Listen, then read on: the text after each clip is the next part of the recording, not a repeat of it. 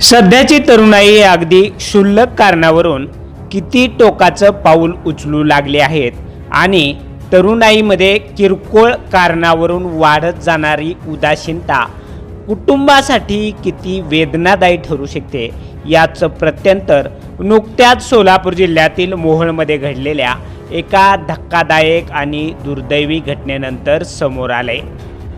मोहोळमध्ये आई वडिलांनी नवीन मोबाईल घेऊन दिला नाही या क्षुल्लक कारणातून एका 21 वर्षीय महाविद्यालयीन तरुणाने गळफास घेत आपल्या आयुष्याचा शेवट केलाय। प्रवीण जगदीश मायाचारी वय वर्ष 21 असं या मृत तरुणाचं नाव आहे। प्रवीण हा BBAच्या द्वितीय वर्षामध्ये शिक्षण घेत होता।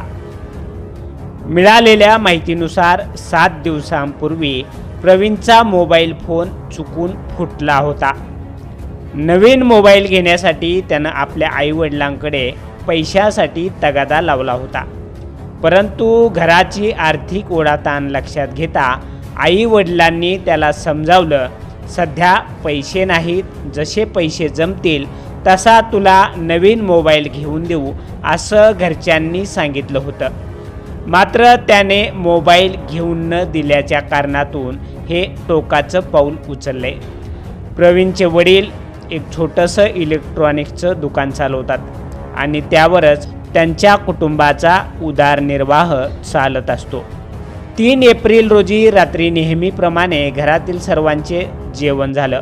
रात्री 10 वाजण्याच्या सुमारास प्रवीण आपल्या खोलीत झोपण्यासाठी गेला। दुसऱ्या दिवशी सकाळी 7:30 वाजले तरी प्रवीण खोलीबाहेर आला नाही, म्हणून आईनं त्याला आवाज दिला। बराच वेळ आवाज देऊनही आतून कोणताही प्रतिसाद मिळाला नाही आणि अखेर मनात शंका आल्यानं वडिलांनी खोलीचा दरवाजा तोडला।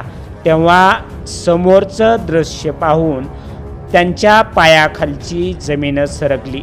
प्रवीणनं खोलीत गळफास घेऊन आपली जीवनयात्रा संपवली होती।